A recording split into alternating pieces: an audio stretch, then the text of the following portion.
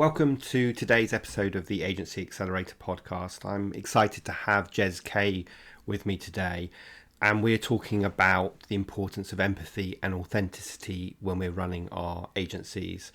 We're also going to spend a little bit of time talking about pivoting, how to use storytelling in your way you market yourself, and also the importance of sharing failure as well as success when you are promoting your agency.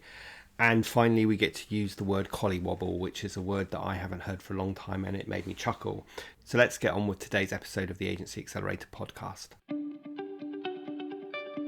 Accelerate your agency's profitable growth with tools, tips, and value-added interviews with your host, agency owner and coach, Rob DaCosta. In today's episode of the Agency Accelerator podcast, I'm really excited to have Jez Kay with me. And Jez is a remote communications consultant. Now, I'll let Jez explain exactly what that entails. His experience mixes corporate training and service with digital systems delivery, video and audio production, and he's worked with lots of different types of organizations. So welcome, Jez. I'm sure I've just given a bit of a garbled introduction about what you do. But why don't you tell us what you do and what a remote communications consultant is? Well, the term is really inspired by what's happened in the last few months. There are a lot of organisations and leaders of organisations who have marvellous products and services, but who can't necessarily communicate them in the right sort of way. And I do that very much in the virtual space. And that can be all manner of things, from helping them to create vlogs or podcasts like this one, but it may be something more like how do I run an effective Zoom meeting? How do I engage with an audience remotely using this kind of video medium? Because video has become an essential part of the way that we communicate, and whether we see it as video or not, it's remote. And whether it's marketing communications or it's e-learning or it's just having a conversation like we're having now, you have to turn up in a particular way. You have to be in a particular way that isn't necessarily, just chatting over a cup of coffee or going for a swim or, doing something that interacts face to face and live.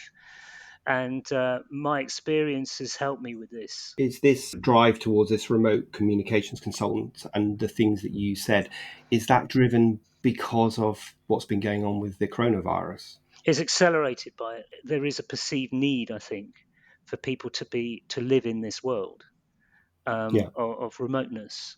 And because of COVID, the enormous boom to Zoom, Zoom boom, which was just like, it's just, extraordinary. Zoom is now a word like vacuum. I mean, sorry, Hoover. It's become a kind of trade, a brand name that means something. It's a super brand in that sense, and because people have, now we talk about Zoom fatigue and all sorts of stuff that's happened in a very, very short time. Despite the fact that Zoom's been around as a product for some time, it's in the last 3 months that everybody's talking about it. And obviously, it's not just Zoom, but it's the way that we communicate, how people turn up. But not just that, how they present themselves. It kind of knocks into all those sort of things: brand communication, personal branding. It's a significant move. And I think it's here to stay, or rather here to develop and move forward with. So, another word of the moment is pivot, because a lot of businesses have had to pivot. So before we jump into the kind of core of today's theme, which is all about authenticity, just tell us a little bit about how you've pivoted and what does that actually mean for you and why you've jumped into Kajabi and all the rest of it. Well, absolutely. And with me, I always think I'm like my mum. My mum was fantastic. She was a very good storyteller, but she was a person who was rather slow to react to certain things right the way through her life. I'm kind of similar. What I've done is I've considered where I'm at and what I can do to serve the business community. And in my case, it's really helping people to communicate ostensibly and initially through specific media, like, for example, video or audio, but also the way they actually set themselves up to do it. So, for example, how do you tell a story in your business? Because storytelling is another one of these cliches, if you like, that's been bandied around and was kind of, I think, kicked off by the agency world, probably well over a decade ago, to become this word that people often use. You have to be a great storyteller in order to convey your brand in the right sort of way. And but I thought about it and I thought, well, actually, there is a method behind storytelling, and so that's one of the things that I'm going to be doing. So that's not just how to use video; it's about, I mean, it could apply in the real world as well. So there's storytelling techniques. So that there'll be that kind of thing, and there'll also be modules, if you like, on confidence, because one of the most important things, in fact, probably the first thing that people need to be able to face, is how confident they are on camera or in this sort of space talking to someone so that they can record a podcast. And it's psychologically a big deal. I mean, I'm used to this sort of stuff, but even for me, there's a certain amount of collywobbles talking to someone like you. There is an element of sort of nerves with all Yeah, these kind of cool. things because you're letting go of yourself, Yeah. and that's quite a personal thing. And in the business space, that's a kind of taboo area, really, or has been. We'll be talking about this later, I know, with authenticity, but it's very much linked. So a lot of what I do, yes, is to do with how to be authentic or how to be yourself when you're actually talking about your business. And where are you in terms of the development of this online content? Well, it's a very fast track thing. I'm kind of still at the development stage, and I work with a coach, and his experience is quite different from mine, but he's a peer, so he's the same age. Yeah. And it's almost the perfect match because that's kind of what I need. I need someone who's been in a very sort of structured space to help me structure my business. But the bit that I need help with is the strategizing and the planning. Yeah, it's interesting. I've been in the online world for a long time, Mm, in terms of selling stuff online, and I've got loads of horror stories. I should do a podcast on this alone of my failure of selling online. I mean, I started probably about 7 years ago, and I thought, I know I'm going to create a course on how to start your own business and gain financial freedom, and that tanked. And then I thought, I know I'm going to do a course on selling because everyone wants to know how to sell, and that yeah, tanked. And then I created a course on client and account management, and that one actually did okay, and it still does okay. great. And then I created a mastermind group called the Agency Accelerator, which is how this podcast got its name, and that did okay. But then I embarked on a work with a coach who kind of said, right, Rob, you need to do this properly. But recently I've just launched my new coaching program called the Self-Running Agency. Oh, fantastic. I have done a ton of research into understanding what jobs my clients are trying to get done when they hire me, what outcomes they're looking for, what pains they have. Because I think one of the problems, certainly that I've made in the online world, is assuming that I know what people want and assuming that I know best. Yeah. And of course, it's very difficult to, you know, get your head above the parapet in the noisy world of the online world. So my advice to anybody who's doing this is make sure you validate your program before, or your courses before you start doing any development, because you need to know that your marketplace wants it, and you need to know exactly how to position it to get the nuances of how you market and sell it right. Otherwise you end up being lost, and putting a lot of effort and getting not much return. Yeah, well, I couldn't agree with you more, Rob. And I say that because that's the process that I'm going through at the moment. Because I've been lucky enough to hook up with this guy who's my coach. If you understand the target audience that you're pitching to, then you stand a pretty good chance. Good luck, and that's a good advert for having a coach as well, which I think we should all have. I mean, I've been Absolutely. coaching for 14 years. I'm old and grey, and I still have a coach myself. So let's just move on to today's topic, which is all about authenticity. And I was particularly keen to talk to you about this because I see so many people showing up either inconsistently, if I know them, or inauthentic or unauthentic, whatever the right word is, if Mm, I don't know them. I mean, how many ads do you see for, I don't know, programs that are going to help you get rich quick, and there's a mm, guy standing in front of a flashy car and all that stuff, and it just mm. drives me crazy. Yeah. And it made me laugh really when we first started talking, because someone I know reasonably well, a colleague of mine, Lee Jackson, who does the Agency Trailblazer podcast, Mm, he posted something quite amusing recently on Facebook, which I'm sure you won't mind me sharing. No. And he works with web design companies, and he's a t-shirt wearing, bearded, baseball cap kind of guy, and that's how he shows up now, because that's how his clients look.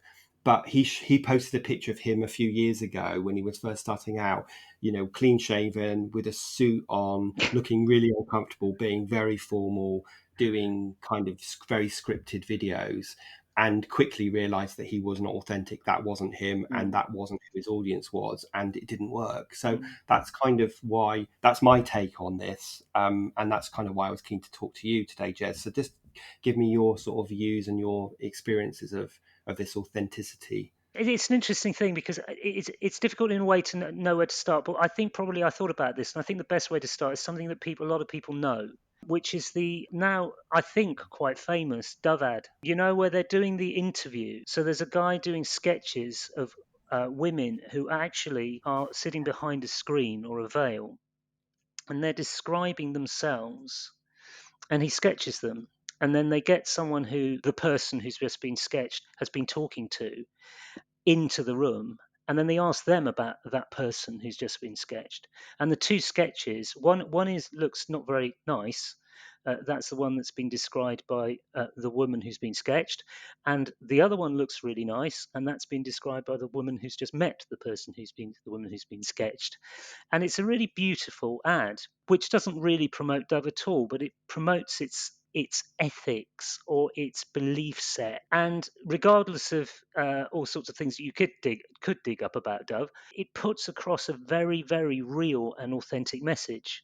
And now that's something that's very much well known and in the public sphere. And I guess it's the best example that I can think of authenticity there, which is really an organization, or the marketing part of an organization, really digging down and working out, well, if we were to put across something that was actually real, what would we do? Well, we'd actually think about how women think of themselves.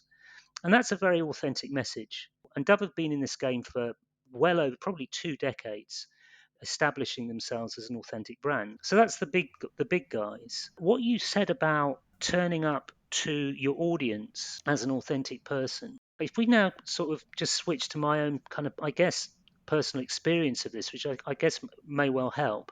When I first started working, I worked for a software company.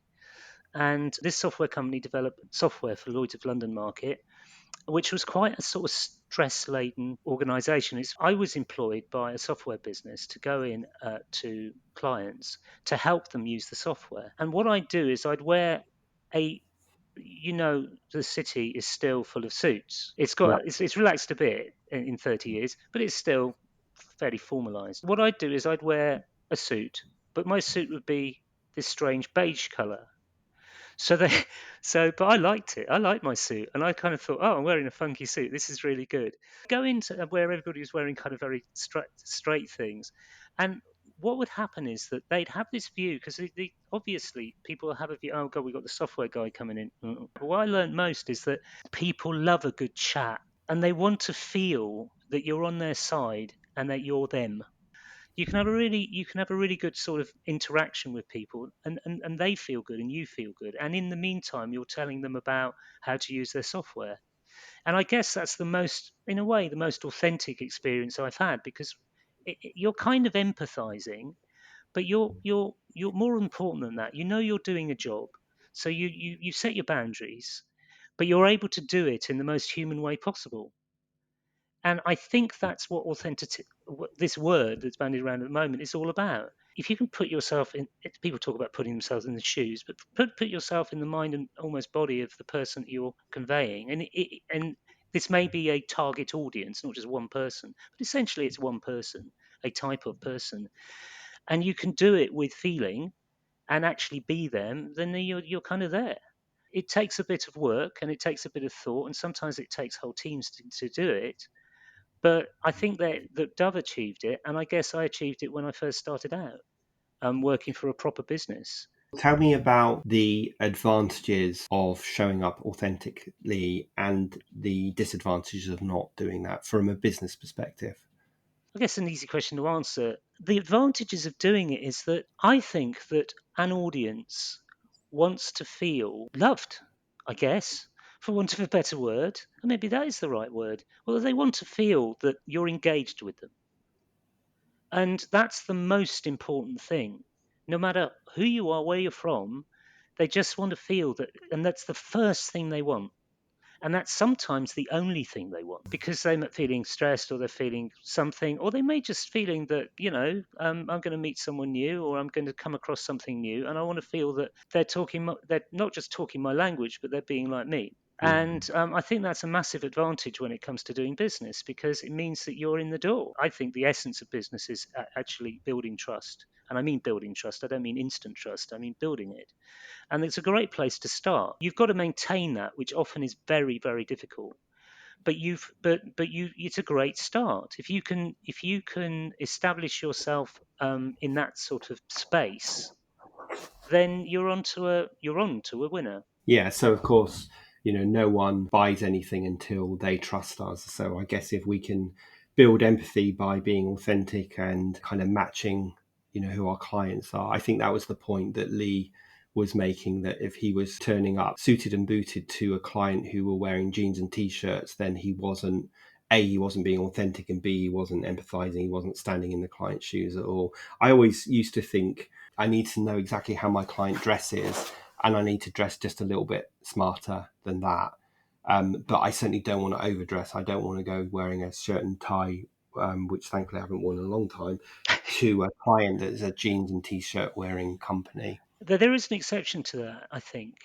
If they're expecting you to turn up in a suit, turn up in a suit. It's a really weird thing. I think it's about a lot of it's about perception, And also the other thing is, if you're not the sort of person who turns up in a suit, don't turn up in a suit. I don't think this is. I used to be about, in particularly in NLP and techniques like that. Um, People talk about matching, yeah, Yep. and there is something in matching, of course, but I would say that that is not the overriding sort of approach to engagement. I think the most important thing is understanding your audience to the extent that you know what's appropriate with boundaries. I have to say that. And people talk about boundaries a lot. It's a millennial word, but they talk about it a lot. But it's quite an important word because one of the things about empathizing, particularly if you're a consultant or a small business, is that if you can go too far. So you end up empathizing in a kind of inappropriate way. And I don't mean that in necessarily a salacious way, but I do mean it that you can sap too much of your own energy and give too much to your client or expect them to give too much back. So empathy is a really powerful thing, and actually, I would say that it's a word that shouldn't be used too liberally when it comes to engaging with an audience. Empathy is a very, very good tool to have. It's linked to intuition.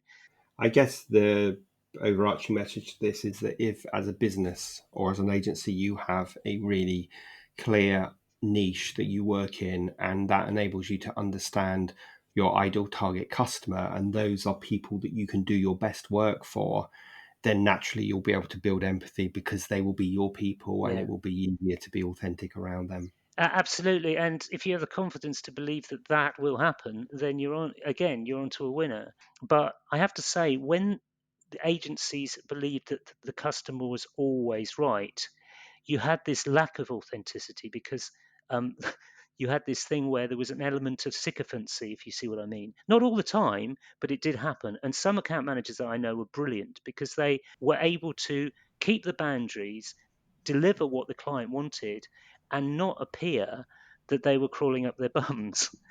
Before we wrap this up, have you got any other thoughts around authenticity and any tips that agency owners should be thinking about to show up as authentic?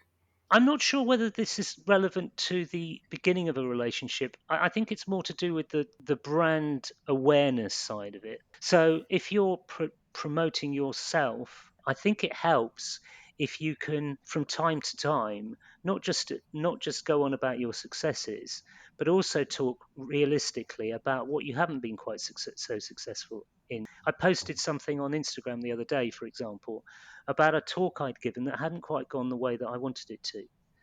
But it was quite important to me to do it because I felt that it might help other people to see that, it's okay for things not to work out from time to time, because actually, as they say, you learn far more from your failures than you do from your successes. I'll link to this in the show notes, but I interviewed a few months back someone who runs a business called the Fail Coach, and his Yeah. story is all about his failed businesses and how he got to rock bottom and nearly committed suicide before he sort of rebuilt his business. So his whole message is actually a story about failure and rising from the ashes.